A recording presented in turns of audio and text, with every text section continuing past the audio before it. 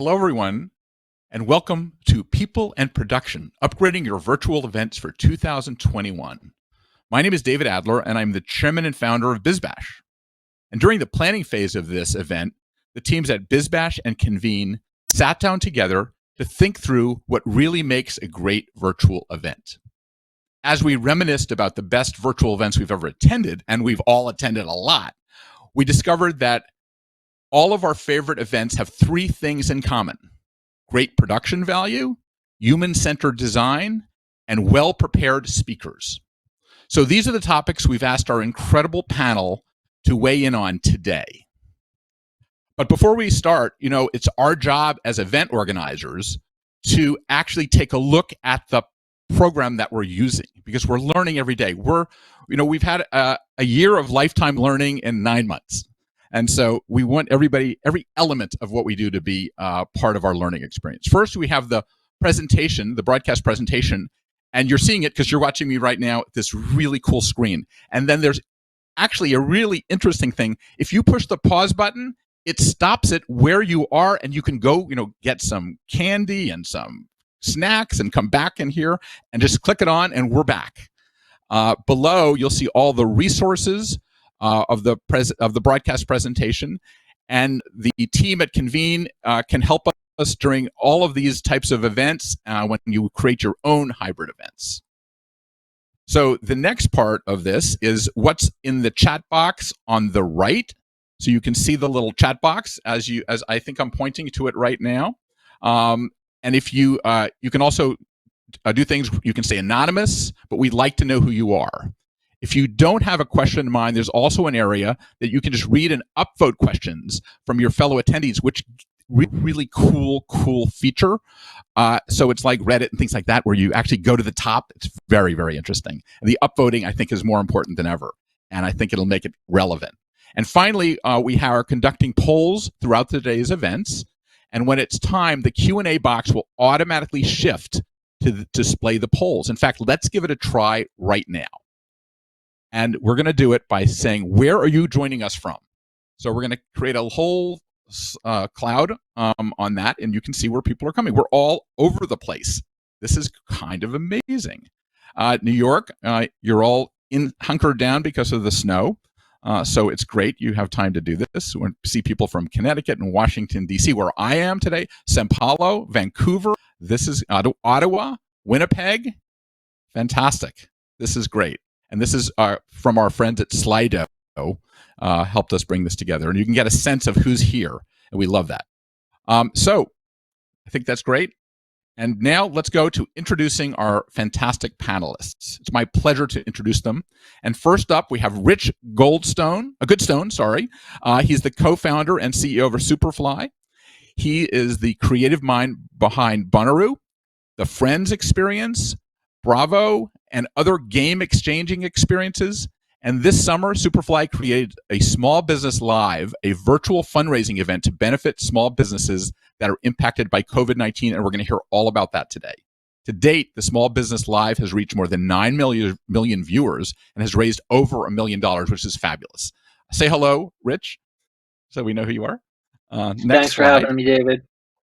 Fantastic. It's great to have you here.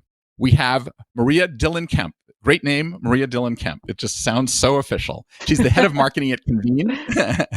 And she is, as an extension of Convene's premium meeting and event spaces, she's launched a virtual meetings platform. So this is her baby, and you're experiencing it right now. Joined Convene after a decade-long career at companies like Paramount Pictures, Deluxe Entertainment, and Kantar Vermeer. Is that how you say it? Vermeer? Vermeer. And so it's interesting. Entertainment and events are merging together, which I think is really part of what we're seeing today. And absolutely, last but not least, who is evidently in a hiding place and he can't be revealed, is Bob Bejan, who's the corporate VP of Global Events, Production Studios, and Marketing at Microsoft. He's responsible for the development. So you can definitely, we know your voice. We're going to try to get your picture on there soon so that we know actually who you are, because you don't want to reveal that. I know it's very sensitive. although he's a very outgoing guy. We'll find out a lot more about him soon. He's also made the decision in late February not to cancel, but transition 26 of his events to virtual, from in-person to virtual. And since then, Microsoft has hosted Build Summit, which boasts of 48 hours of nonstop virtual content for the developer community. So welcome, everyone. We're going to start with production values to boost audience engagement. And let's start with a poll. One of the things about doing events to increase engagement is to actually do a poll before you start so you see what people care about.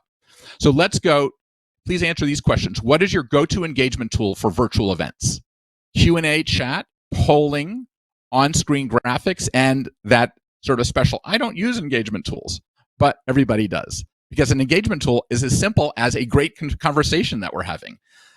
So let's see what's going on. Okay, we got lots of chat stuff going on. 64% use Q&A and chat so far. That's definitely, and polling, it's going to be interesting to find out from the experts what they use.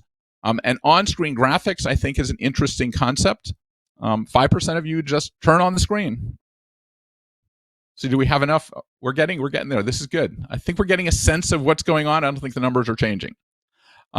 So we're all up and running.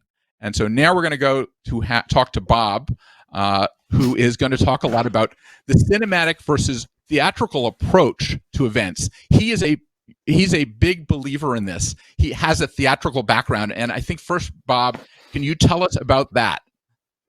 Yeah, the big difference is it's a totally visual medium, and that's what's so important. And that's why, coming to you as this Snapchat logo is a very important thing, or my picture.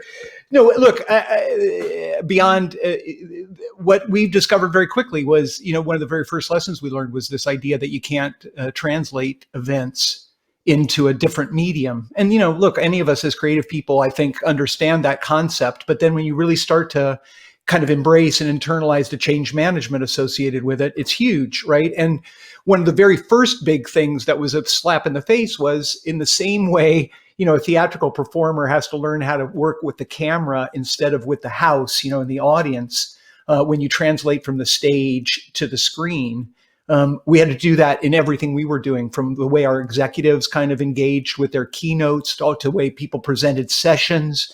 This idea of you can't play to the room, you have to look at the lens of the camera, which very often is unintuitive, because if you're really looking at the camera as a presenter, as I'm doing right now, and you would see if my camera was working, you'd see that I was, not looking down at the screen where everybody else is, which is your natural inclination because you want to look at them and see their reactions. So that was a huge change. And it's really been kind of one of the fundamental things that we spend the most time on as we're working to kind of stage these virtual events that we've been doing at Microsoft. So what's the cheat sheet on doing that for an executive? Do you how do you train them to look at the proper things? I mean, I'm not necessarily doing it correctly right now, but it's hard. You have a in front? Yeah, it's really hard. Well, I mean, it's everything.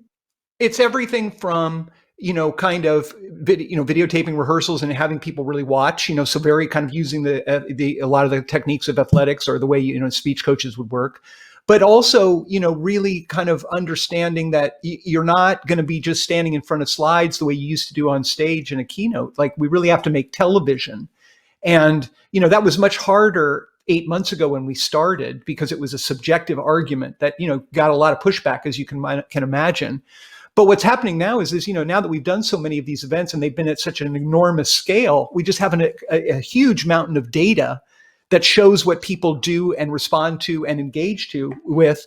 And if you're talking for more than 20 minutes, people are turning it off. They're just not around anymore. And so now what's great is a lot of the subjectivity of the early change management cycle, as we were going through it, has gone away, because now we've got the data to support the theory. And so a lot of the emotion is out of it now. And now people are going, oh God, I got to get better, and I got to get better fast. What's the biggest mistake we made early on? I mean, from my perspective, I think the people that hung on trying to go, we're going to do hybrid, we'll start doing 2 tracks, and we'll, kind of be working on a digital plan, but we're going to keep going on a hybrid plan. That, to me, seemed like it across the industry caused the most pain. Because, I mean, I know from a personal perspective on our team, there was nothing better that we did than say, we're not going to even think about live events for another year and a half, because it's just obvious that we have air cover to really buckle down and start to understand what a digital event is and try and make, get good at it. And so, and like removing that bifurcation of thought and trying to kind of do two tracks made it so much easier to manage the change and really just get on with it. Do you know what I mean? And so like, I think that's the biggest mistake. Great. Well, we have to learn from our mistakes. That's the number one thing we learn. Yeah, absolutely. Maria, absolutely. Yeah. Yeah. And we're all doing this together, which is so great. Maria, from a platform perspective, what are some of the elements that you look for to assist TV broadcast feel? Yeah, that's a great question, David. So for us here at Convene, when we went to create this platform, one of the things we learned immediately was that production is key. So, what does that mean? It is having producers there live during the event to troubleshoot should anything happen, both for speakers and for event attendees. It's having that high quality broadcast feel. So if you're doing pre-recorded content or on-screen graphics, making sure that they are at a level and a quality that you're proud to have, and not just something slapped together. So there's a lot of pre-work, a lot of pre-production work that really goes into it. And then, of course, you have the team totally involved from beginning to end. What do you need? How do you want to set up your event? So looking through production value and production as it relates to engagement can mean a lot of different things to different people. So we really depend on our virtual meeting producer team to work with our clients and say, do you need breakouts? Do you need multiple main stages? What sort of engagement, whether it's polling or breakout chats or, one-on-one conversation, do you really want to accomplish? How do sponsors fit in? So we really tried to take everything you could experience live and turn it into a heavily produced event virtually to make it as engaging and enjoyable for, our attendees as possible. I have a question in terms of the heavily produced event with the casualness. Like in my style, I like interrupting people as they go because it sort of adds a little of impromptu-ness. How do you manage between the professional style and the sense of spontaneity? Yeah, that's a great point. I'd like to introduce our production team. If we could do a quick pan to see them, because without them, none of it would be possible. They are the people that allow us to be professional and put together, and also, go with that. Hey guys, go with that spontaneity as you see fit, and that's all a part of the engagement of the event, right? So that's really something that ups the value. And we love pre-recorded content, but I wouldn't depend solely on it because then you lose that interaction and engagement. So, yeah. What is it about the audience that wants to break that fourth wall, though? They want to go behind the scenes. I mean, I think that's kind of what we're seeing everywhere, that people want to be part of it. Yeah, I think you made a great point earlier when you said we're all on this virtual journey together, right? So when you're at an event and it's an in-person physical event and it's highly staged and people are moving through the experience and they can really be present, you lose that element when you're virtual, right? So going behind the scenes, going behind that fourth wall and seeing what goes on and being engaged, it makes a big difference. I'm going to hold this one question later because I want to go to Rich, but I want everyone to think about, how do we prevent death by PowerPoint when you talk about graphics? Because I think the takeaway is, what is it? Is it a word? Is it a whole? Is it a sentence? Is it a picture? Like, what is the best way that you keep engagement going and still transmit the information that you want to support the speaker or make the point? So let's hold on that. Let's think about that one. And I want to go to Rich and talk about the virtual stage, because I know that when you did this Small Business Live, you really had to think about it in terms of venue choices and things like that, because they were everywhere. What were some of the challenges? And give us a little bit of behind the scenes thinking about that. Well, I think the biggest thing about that was most of it really was pre-recorded, and then we had to tie it together with a host. And for those of you who are not familiar with it, basically this was our coming out of the pandemic or into the pandemic, there's a staggering 7.5 million small businesses that are at the risk of going out of business, and still is that way right now. So this was our ability to move quickly and raise money by getting an incredible lineup of artists to perform from the small businesses that were the heart and the soul of their own local communities. So, I mean, the biggest thing for us was really, first off, every single municipality had different rules and regulations at that particular time that we're talking about May.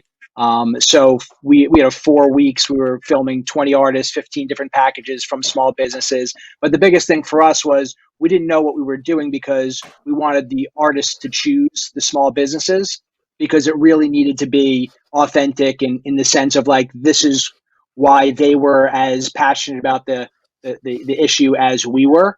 And so there was no real solve for that beyond the fact that we're just going to have crews working, and that we're just going to have to pull this together as quickly as we possibly can, and then make sure that we can work within the environment. Because we really started with a concept with our partners who were built on the backs of small businesses, GoDaddy and Vistaprint and AT&T for Business and Square. So with that, it was like, here's our idea. Now, what's the best possible way we can bring this thing together? And what we realized was, hey, this is going to have to be pre-recorded. We're going to have to work with kits. We're going to have to work with shooters where we can. We're going to have, the production crews go into the small business, craft the narratives and the stories for them, and then tie it all together with some great hosts who can bridge the gap, raise money, kind of like telethon style, so that it felt cohesive and we could, figure it all out. But I think for us, it was concept first, and that leads to, you don't know exactly how it's going to come together. Interesting about the content, though. For everyone here that's listening today, we like to add people or artists just to perform at our events too. Is there a secret that you should about how you produce that when you do virtual? Is there something that you've learned from your festivals and how you translated it to make actors, the artists, actually feel them? I think the most important thing with all of this is really just, communicating with your audience, its intent, its mindset, and you're trying to get people to come to the moment with the right framing. Because other than that, these are natural performers. They pretty much understand how to handle themselves, whether it's in a live performance, whether it's on their couch, or whether it's in a small business. And some of them are, more in tune energetically with providing that same experience at all times. But we really had to lean in. We kind of had a feel for which artists to go after. But quite honestly, because it was happening so quick, It wasn't like we found every single performer was the best live performer possible. We just had to work with what we were, with the timing we had. But you had to have good lighting, right? Yeah. For sure. We gave them a toolkit. This is how you do it. Here's what we're looking for. Again, it was pre-recorded, so we're able to work with them on making sure the best shots were featured and tying it all together. So let's move on to our human-centered section. And Convene, I've been working with Convene for years and years and years, and their mantra-centered event design. Since part of the event design is the event platform, let's see what platform features matter most to all of you. So let's take a look at this poll. Is it the expert support, which we are very grateful for today? Now Bob is actually live. Enterprise-grade security, engagement tools, and what else do we have? Those. So it looks like we have the person at the other end to hear us and answer our calls, because what happens always is like what happened with us today is, oh my God, the camera didn't work, and we need to get everybody on board to do that.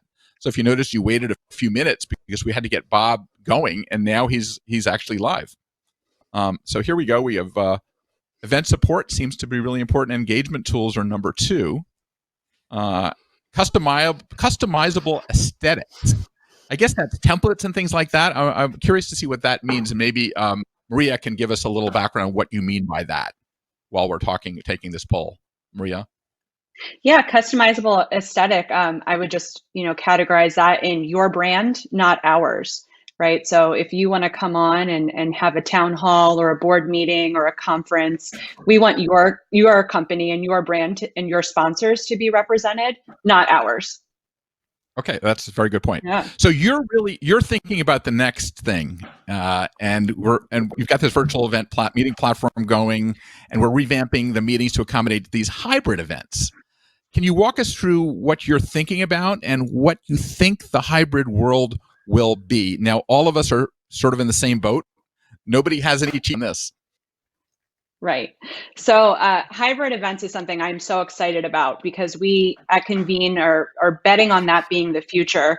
We've gone through, as you said, David, human-centered design is to our core. It is our mantra. So we took a lot of time to try to take that and put it into our platform to make sure our technology, our hospitality, and our people were, again, at the forefront of all of our offerings. But obviously, it's not exactly a one-to-one transition, right? You can't just put something together and, that would be more like a Zoom or a flat two-dimensional type event and two-dimensional type meeting, which, we're not really after on our platform. So we really tried to go through and put ourselves in, again, the different shoes of the people who would be using this. So holding the planner's hand as we all explore this new virtual world together, how can we make it as easy as possible for the planner to bring their virtual vision and their virtual event to life? How do we have the speakers set up as comfortable and prepared as possible? And then, of course, it cannot be overstated how important the audience and their experience and their engagement is. Even down to the fact of what engagement metrics would the planners like to see after the event? How can you continue to improve on that event over event if it's a series or whatnot? But again, we had to build that all to really make the future, which is hybrid, come to life.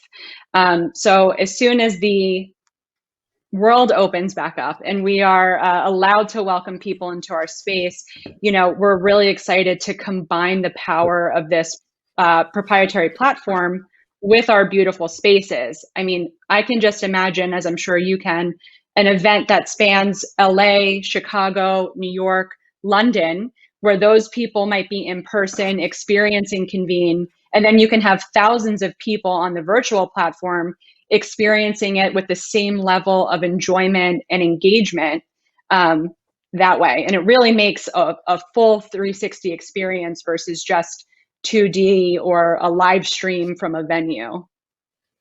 Yeah, there's a huge discussion we can have on this for 5 hours, all of us. Oh, but I want yeah. to go to Rich. Oh, yeah. This is good. We're going to be talking about this for a long time. Content is more important, Rich, than ever. And it's all we have to hold the audience attention. Ultimately, it's good content. At Superfly, you talk a lot about cultural storytelling. How do you craft a story arc for a virtual event that keeps the audience engaged? And is it any different? Well, is it any different? I think the idea of how important stories are is always the same, right? Stories are how we understand the world. And ultimately, the most authentic stories are the ones that we trust, and the most powerful ones are the ones that we share. So we're always thinking from that perspective of story. The story I might tell at an internal summit versus a conference versus something like Small Business Live is very different. But to your point, kind of important thing along with mindset, right? So there's two pieces. There's the information that we want people to absorb, and then there's the energy that people bring when they come into a room or come into a virtual experience. We want them tapped in. We want them turned on. We spend a lot of time on that because we think about audiences. We think about it as a community. We're looking to build fandoms out of that community. So for us, we spend a lot of time saying, okay, what do we want these people to feel? And then how do we get them in that frame of mind when they come? And so we're very open and communicative about that stuff. When we launched Bonnaroo, we had a Bonnaroovian code, breathing, focus, meditation, things that keep them engaged with surprise and delight moments or Easter eggs or just general ways that when we say, hey, we want your attention and we ask for it with intent, has been really, really important. And then the story is really about who's there and what they want to hear and the information that we want to kind of give. As an example, we did our Superfly summit. So a very personal example. When we started with vision, right? So the vision was like, we start with purpose. Like, what are we about? Why are we here, right? Get people excited about the business. Then it was vision. here's the more of the dry stuff, but where we're going into the future. And then we tied it with inspiration, right? Back and forth, engagement, breakouts. How do we get people inspired about life in general? Because the thing we've all learned is that there's no work-life balance. It's life, and work is a part of that. So we think about all of those things as a part of story. And so it's kind of the energy while we're trying to set up the ground rules for people to absorb it with. And then we come to them with a general story, whether that's again, tied to an external audience, whether it's internal audience, whether it's B2B or B2C. One question I have on that before we move on is the deliverer of the story. Do you have a sense of who is the best deliverer? Is it the keynote person, or who do people trust? I guess is the question.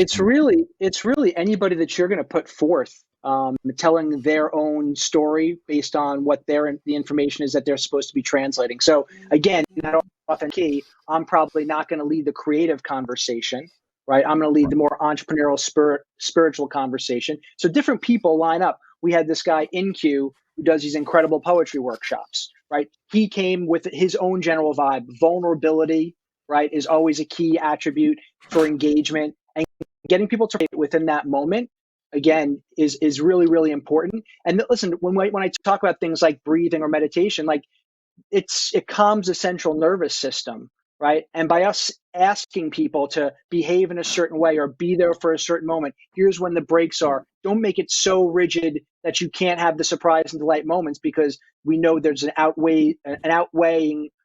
Those moments are so valuable to an overall experience, but we are trying to give people a framework for how we're going to talk and the energy we expect from them.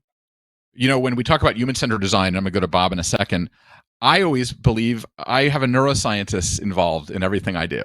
And it seems like part of human-centered design, that is at the core of it. Because even a centerpiece balances the neurons in the brain. Yeah, it's good. Bob, let's talk about this summer that you didn't plan at all, because who knew what the summer was going to be like. You produced a Microsoft Build Summit, which boasted 48 hours of nonstop content for developers at Microsoft. How did you make the event design decisions on this? How did you, when you have all those hours of content, how do you keep people engaged? And what was your secret sauce? Well, I mean, first of all, it wasn't summer; it was May. So a much shorter time period, and we were already 6 months into a production cycle for a live event, right? So, at that time we were only 16 weeks away, and so one of the big things we did was we said we had to throw everything in the air and kind of completely redesign the production kind of rhythm, because we were stuck. We couldn't get people out of but how are we going to make breakouts, and how are we going to make an expo and all of that? And so we started a thing called the Writers' Room. And that was a pivotal thing where we kind of said, hey, we are making interactive television. We're not making an event. And really tried to commit to this medium rather than to try and translate what we had done in live events in. Because we really made this design bet that said, hey, the harder you work to recreate something we did in the live space, the more you're going to make people winsome for this thing they don't have. And you're going to put yourself in a hole before you even begin.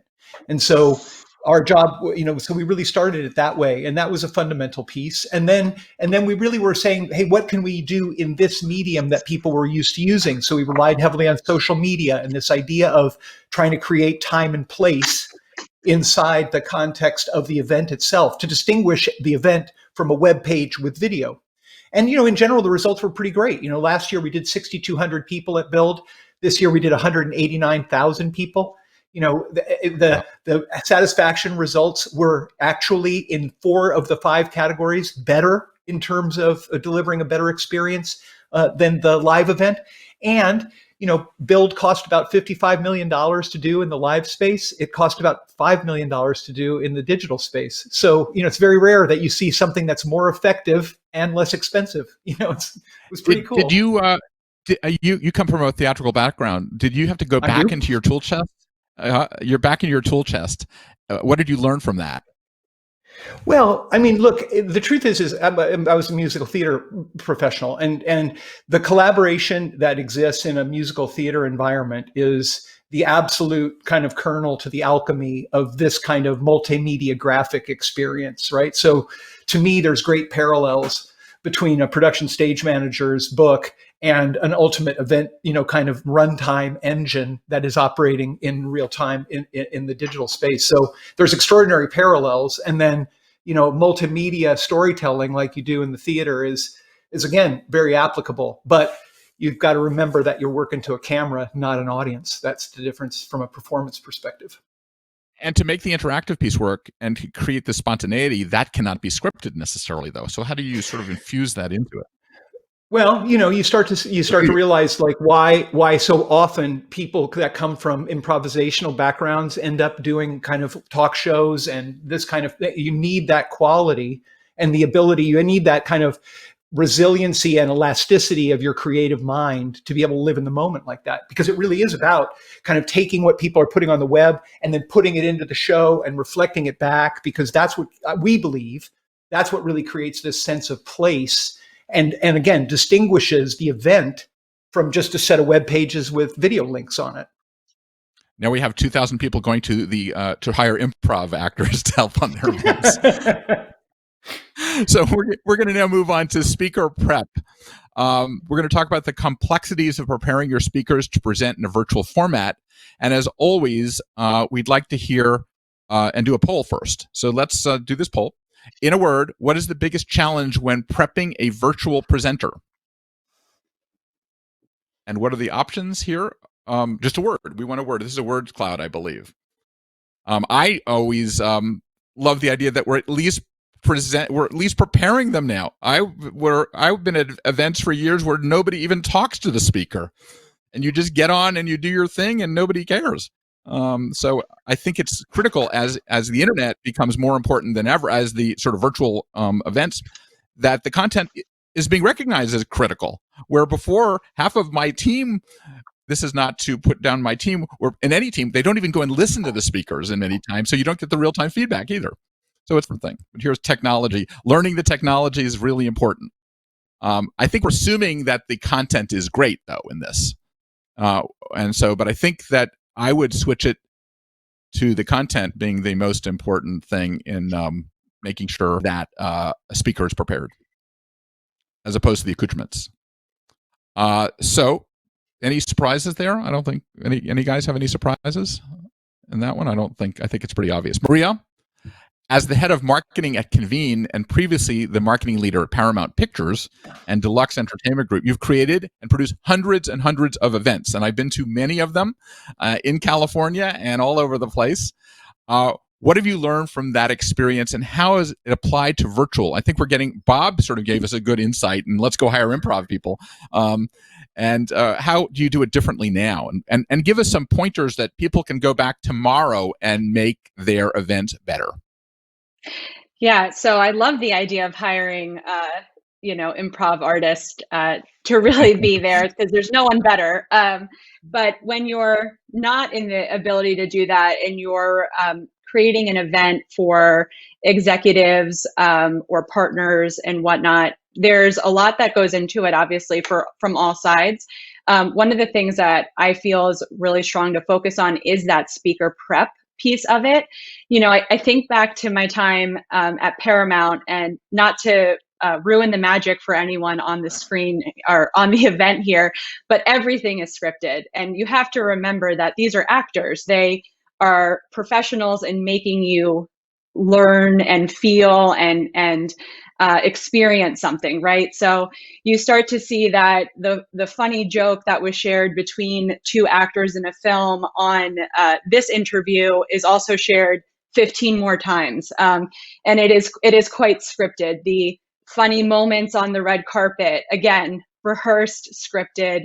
And sorry, again, if I've ruined anyone's magic, but that is their job. But when we're speaking with executives, that's not their job, right? They are not paid. They're not paid in professional actors.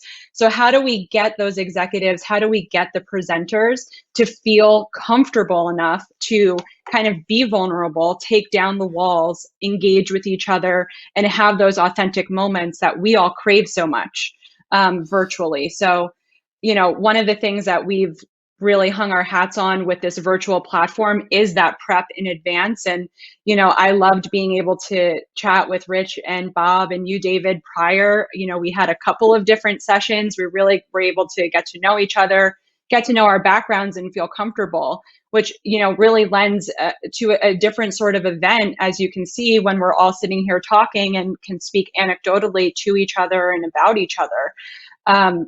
If this was an in-person event, sure, we'd be back in the green room, maybe having a cocktail together, getting to know each other 30 minutes before. But you do lose some of that. So it's really making sure that not only are the speakers comfortable with each other, but also that they are prepped and ready with the technology. There's a lot going on. Like, what we're seeing, obviously, as presenters, our screen, it's quite incredible. It really looks like you're in a live newsroom with, live status, waiting room, notes coming up. We can see each other. And it's a completely different experience than what the audience is seeing. So making sure that everyone knows where to look, knows how to talk, making sure the technology is set up is, super important. Let's move on to Bob, who we can see, and we know who he is now. Yay. You've noted that, how do we like that? We've noted the majority of your presenters are remote, and they're in their homes and in their bedrooms. And we see like room raiders and all those kind of things. What does it mean for technical preparation, and how do you now prep the remote people that speak?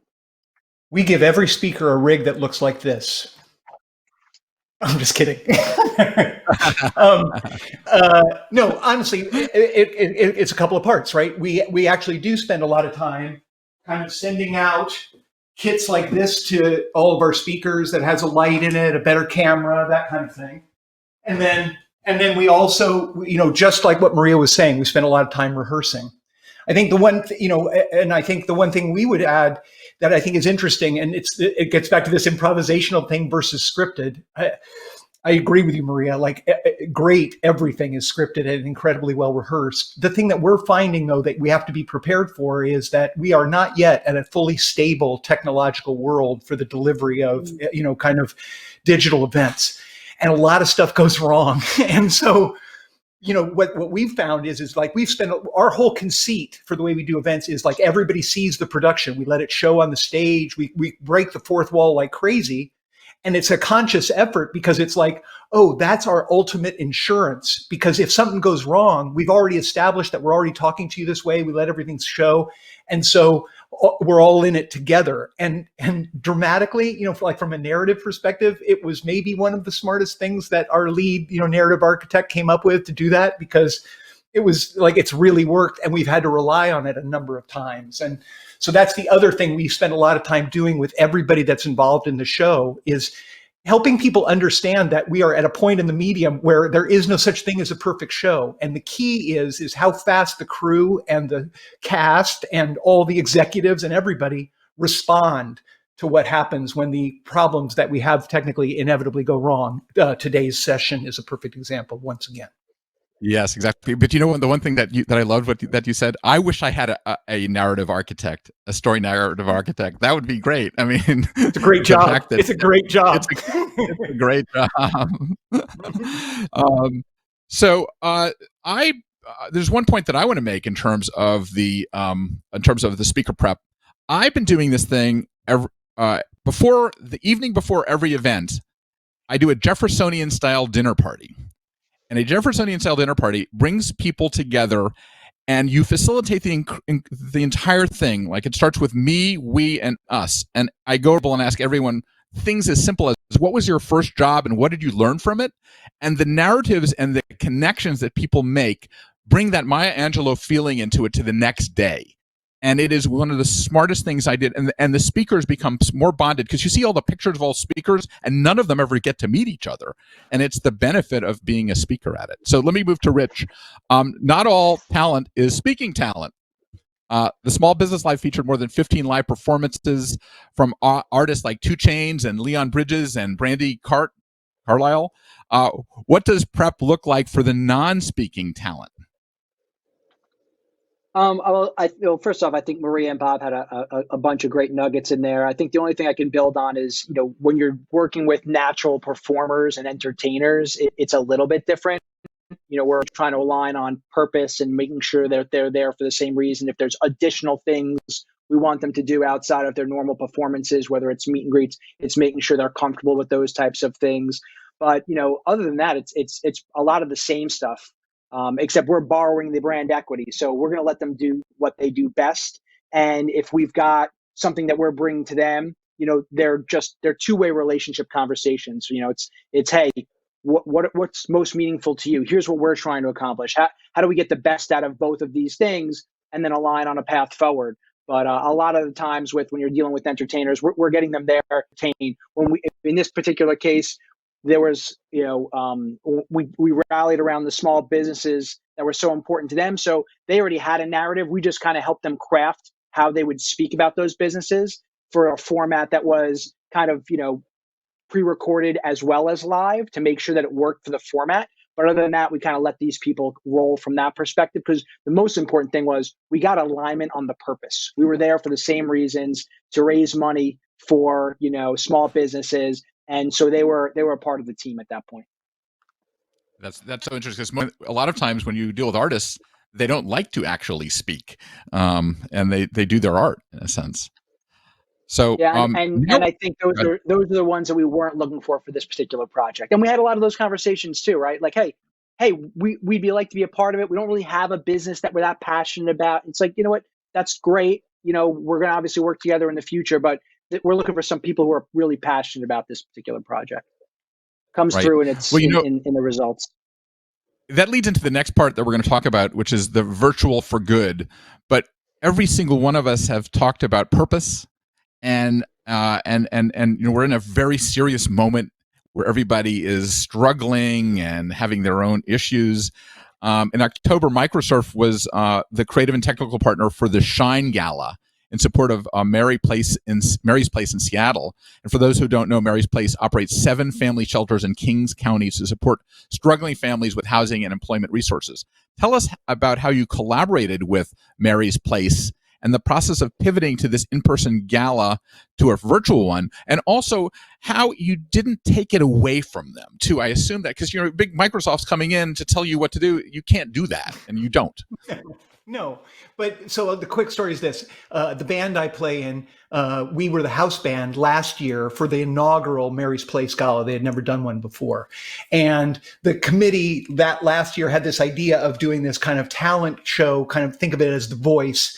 And they sold 3 spots at that last gala. And then it was very successful. And then I got kind of drafted into being the committee chair for this year's gala, 4 months before the pandemic. And then, Bob, I want to introduce, we all understand the concept called voluntold. Right, exactly. So then the pandemic hits, and then of course we're doing all what we're doing, and then it seems like, oh my God, there's this great opportunity, because at Microsoft there's an amazing thing that started back in the very early days of the company, the Give campaign that happens every October, and our company matches contributions both up to cash for $15,000 every employee, and they paid $50 an hour for volunteerism. So if you put in volunteer hours, and so lots of the work groups do stuff together. And so we decided at the events team that we would I kind of voluntold everybody, but everyone was into it and there was no pressure, but everybody kind of said, hey, you want to do a different job than you've normally done? This is the chance. And so we had people that usually are kind of in registration doing camera and this and that. And it all worked out. And so it turned into this big thing where we were able to raise $1.5 million for Mary's Place. And we were able to contribute several, kind of tens of thousands of dollars more in matching volunteer hours, where the company kind of matched all of our work. And it was really a cool thing for the team, and a great way to take all the work that we had done over the last 7 months and then plow it into a purpose that really gave people a great feeling going into the holiday season, I think. Let's go into Rich, back to the Small Business Live, and we wanted to talk about, like, how did that kind of just happen? Like, what you're sitting there figuring out what to do. You're trying to figure out how to, like, keep your companies alive, and then you have the forethought to go ahead and go for the bigger picture. Yeah, well, I think, small business, not at the scale of Microsoft, many times exponentially smaller. But I think for us, we saw the challenges. We had to make some tough decisions at the beginning of March ourselves, but we knew we were going to be fine. So I think more than anything, this kind of came from like a spirit of gratitude and just feeling incredibly blessed, realizing that we had people on our team that we wanted to make sure we were keeping working. And it's tough to even remember March and April, but so many people struggling, so many people like, what's next? There's a conversation, is there going to be any business this year? I mean, that was at least a sentence that was spoken, right? So we have great clients. We knew we were going to be okay, but this idea that we were able to work with some of our relationships, especially the ones that have been built, small businesses like the GoDaddies and the Squares of the world, we just concepted the program knowing we wanted to raise money for the Opportunity Fund, which incidentally, they're an amazing organization that gives like low interest loans to the most unbankable businesses, many of them minority focused. But obviously the pandemic called for something different, which was grants. So we were able to raise $1 million with our partners at TikTok and others that was able to create $5,000 grants for businesses who this wasn't time for paying it back. This was a time to, how do I keep the doors open? How do I keep my employees on? And we were like obviously close enough to that to realize that, hey, this was a moment for us. And at a time when people were worried about themselves and their jobs, to be able to give back and be a part of something, we had about a 20-person team internally working on the project, was just really fulfilling. Anytime you can take a look at the world, know when you're struggling yourself, but look at the world and say, you know what, I got it pretty good. I've got a job still. I've got a great, system around me, got a roof over me. So we found that to be really rewarding for a lot of people who we wanted to keep busy, and they needed a sense of purpose and feeling like we were doing the right thing. So it really came together nicely. We're figuring out how to continue on with the Small Business Live IP, and are talking about a number of different things with those same partners and where it's going to go. No, it's amazing how when you deal with a bigger purpose or something bigger than yourself, it's so inspiring, and I think we're all realizing how important that is now. Especially, it's not just window dressing anymore. So, Convene has had a long history. Go ahead, Rich. I was just going to say it's a crazy year. It's been incredibly uneven for people. For some people, it's been transformational, in realizing about like, hey, this is pretty good, and I'm going to figure out how to make life better and become a better person. And then there's obviously those who just are trying to figure out how to make ends meet, who are dealing with anxiety and other things. So we've been very fortunate and blessed. We've been able to focus on more the higher qualities of life because we've got the basic needs met. Yeah, no, it's very critical, and it seems like an easy sell to a lot of companies that want to do this if they can. It's not hard. Convene has a long history of philanthropy and giving back, and I've been very much involved in a lot of what they do. And within 2 months of launching Convene's virtual platform, you saw another opportunity to give back. And can you tell us, Maria, some of these new initiatives that you're dealing with?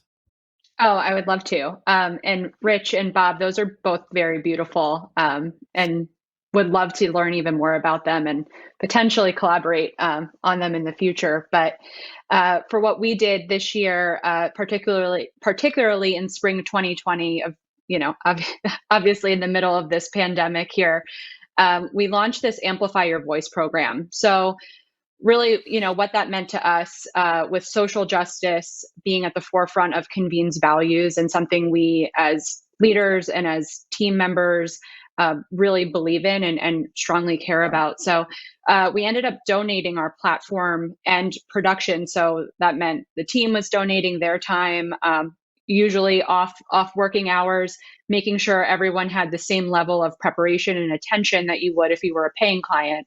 But we donated the platform to organizations dedicated to ending systemic racism, both national and local organizations. So really, when we went out and we opened this up to the world, it was have your voice heard anywhere that there's an internet connection. So, completely just opening that platform. I'm excited for the day that we hit $1 million in funds raised for this. I will say one of the highlights that we had was in one night, we partnered with a company Dark Beauty Healing, which is one of the leading free therapy resources for women of color in America. And in that one night, we were able to raise over $135,000. So that was one of our highlights, going for $1 million one day. And we'll be really proud to join both, Bob and Rich in that company. It's so great because, our business, the event business, is so poised for people who have a thought to turn it into action in a minute, because we have all the accoutrements and we have all the skills to actually do this. And that's what makes our business so powerful. We're the new town squares of the world. And I think people don't necessarily appreciate that as much as they should.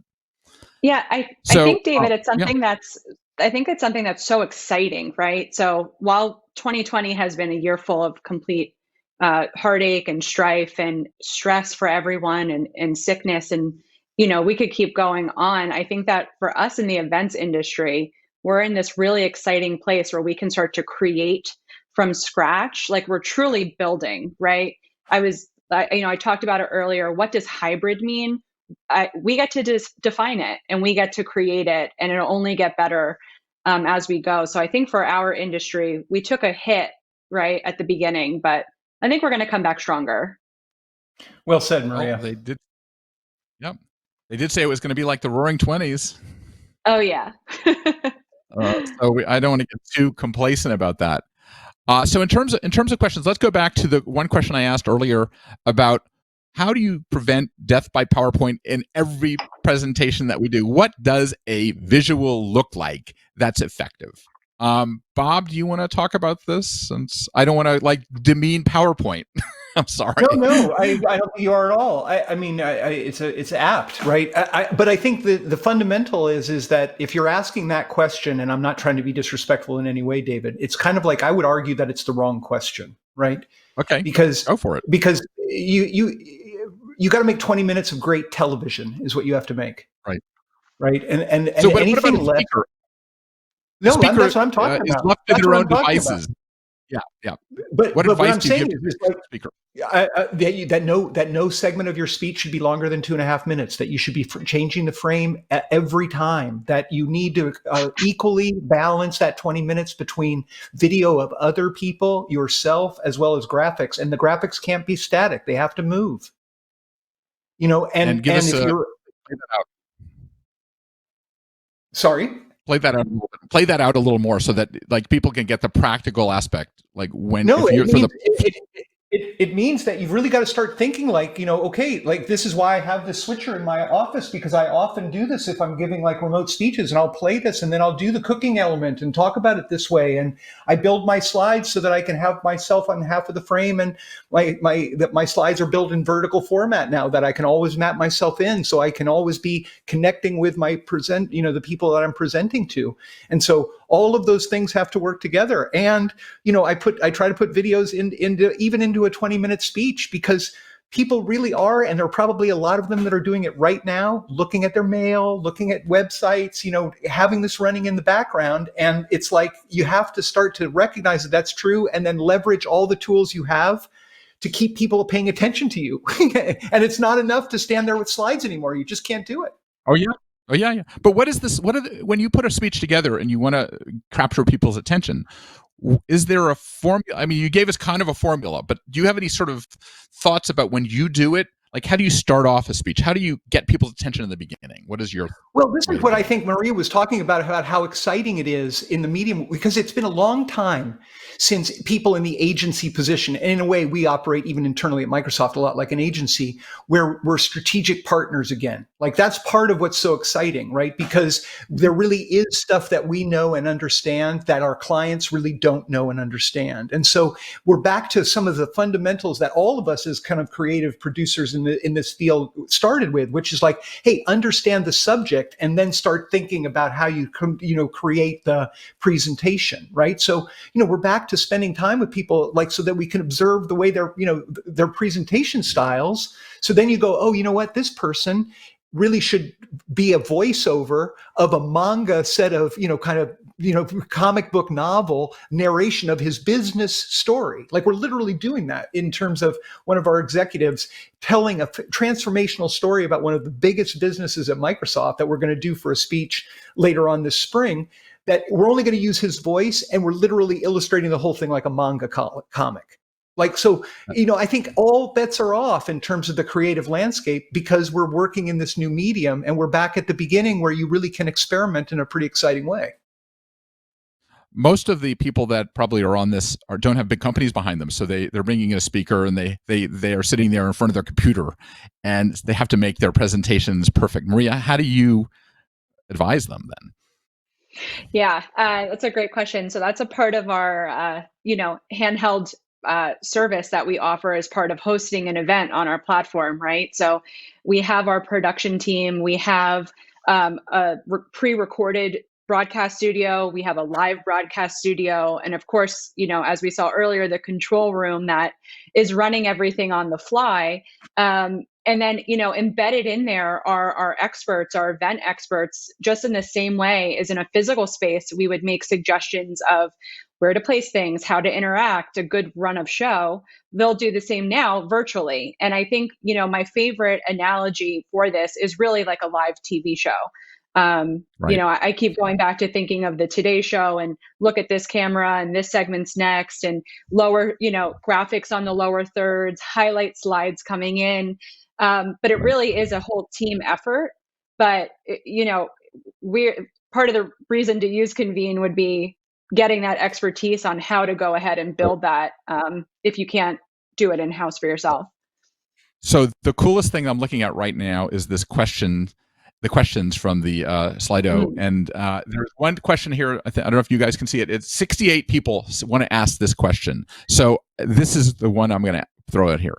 In your experience, how important is it for virtual event guests to be able to see and interact with one another versus seeing only the main speaker? This is our Zoom thing. Whoever wants to go with that? What's the Bob? Do you want to start? No, I'll start. And we think it's the most important thing. So, the whole reason that we run, Maria it made me laugh when you were talking about it. We run basically a news desk as the anchor position for the entire experience, and many people do now. But that live component, that's never on tape. That's always live, and that is so tied into this notion of what's happening in the social channel and engaging and reflecting it back, so that you're constantly feeding back to the people that are there, that they are there in a place together with lots of other people from all over the world. And that, to us, is the kind of the alchemy of where we're starting to get some emotional connection.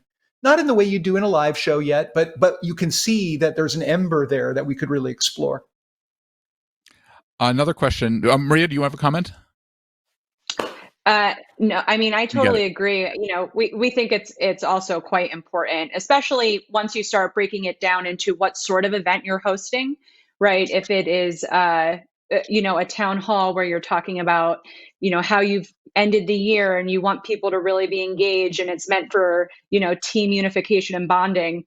Of course, you want to see your colleagues. So, there's just different use cases, but for sure, an important piece of engagement for the audience. Yep. Rich, any comments on that? Do you do that at festivals? Yeah,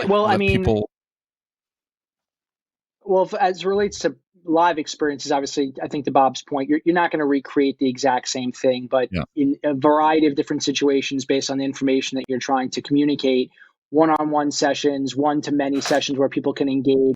I don't think the virtual tools are quite there yet, but they've obviously expanded and gotten much better since March. But I think we're overall, only a few months in. The best thing it's crazy. The best thing I've heard in general is like, you're making good TV in whatever format that is. And if you think about how many different formats are on TV, and someone, all of a sudden there's a new format, someone sparks something, and that's interesting and that's amazing. And it sets a new paradigm for how people think about it. But if you start your virtual experience thinking about how is this compelling, how is this great TV? Because we know, right? We've all seen a great movie, right? And it's touched us. So we know that it can happen in the same way physical events can, but you have to really create for it. because there's so much ubiquitous and there's so much content out there between what you're trying to create and the right perspective on why you're creating it, or the right perspective you want your customers coming with, or your community coming with. That's going to dictate how well it goes. My comment is that I think that our event world, things like what you guys are talking about, is better TV than TV. So because it's really okay. effective. I mean, it depends. It depends. I don't know. I think we might be over our skis on that one. Did I bomb on that one? I think we're over our skis on that one. Let me go into how deep you get. Yeah. But I've seen some really emotional things on virtual stuff. Can you touch on the budget comparisons between in-person versus virtual? Word on the street, I don't know what street it is that virtual is 20% higher price point. Who is our expert on this? I mean, that's not our experience at all. I mean, we find it's dramatically less expensive. So Build, the show I was talking about earlier, last year cost about $45 million to produce. This year it cost about $5.5 million. I mean, it completely depends on what you're going from to what you're going to, so yes. I don't think there's a rule to that. Yeah, I would agree with Rich. Depends on your event, right? How much support is required? Sure. What sort of bells and whistles do you want? Everything comes at a cost. The big question is, can you afford both? When you add F&B and it goes back to the real world, what is the cost structure going to be to do the hybrids and the regular events with F&B and all those costs? It's going to be expensive. Yeah, but if you think about it this way, though, if you think about, like, for so many corporations that power our industry that are doing kind of events and that kind of thing, the virtual core, the digital core, we think anyway, is going to remain the center point as we come back, right? And now what you have is the opportunity to stage something at a point in time and have simultaneous local activation at the same time around the world. And that, that is so potent, and we've never been able to do that. Like at a place like Microsoft, you'd have to do Ignite in Florida and then do a 30-city tour, which is what we did last year, try and get around the world, and you still don't get around the world. So I think that's it's much more compelling. Yeah. I agree with you about it. We're thinking about it as intimacy at scale. And I think for us, that's well said. Is it monetizable? Is it not monetizable? It's going to be different, right? So there's a lot of conferences that have been doing this for a long time. Look at the world of sports, right? The world of sports is just like Bob said. It's been that way forever. The Super Bowl is a content piece, and obviously it needs to be played physically. So I think it really all is going to continue to, come closer together. And the things that are monetizable, like we're working on a couple of things where we're building monetizable events, and now we're looking at the virtual space and figuring out what the elasticity is there at a ticket price, what the elasticity is to what can we charge people. And it's a really an interesting model. I thought Bob said 6,000 people to 197,000 people. If you think about just that, that how much that's timed, you can lower a ticket price by a similar, divide that number, right? And so that becomes kind of interesting. And now you've got a global audience. So it's something we're thinking about a lot, and it will differentiate when it's monetizable, probably when it's not. Yeah. Well, we could talk about this forever. It sounds like, we're in 9 months into this new world, and things that we never even dreamed we would have talked about. And we're getting good at it. And you guys are pioneers at this. But we're out of time for today, which is the good news, I guess, about virtual, that you have a beginning, a middle, and an end. We can't go to the bar all together, but we could if we wanted to. If you'd like to revisit any of these topics we addressed during the event or share with a colleague, look out for an email from Convene tomorrow with the full event recording. And thank you for joining us for People and Production, upgrading your virtual events for 2021. Thank God it's going to be 2021. We hope that you will come away with actionable items and use some of these ideas tomorrow. Thank you guys for participating. Thanks a lot, David. Take care. Great being with everybody. Thank you. Thanks, Maria. Thanks, Rich. Thank you both. Take care, Bob. Thank you, David. Have a great afternoon. Yeah, appreciate it.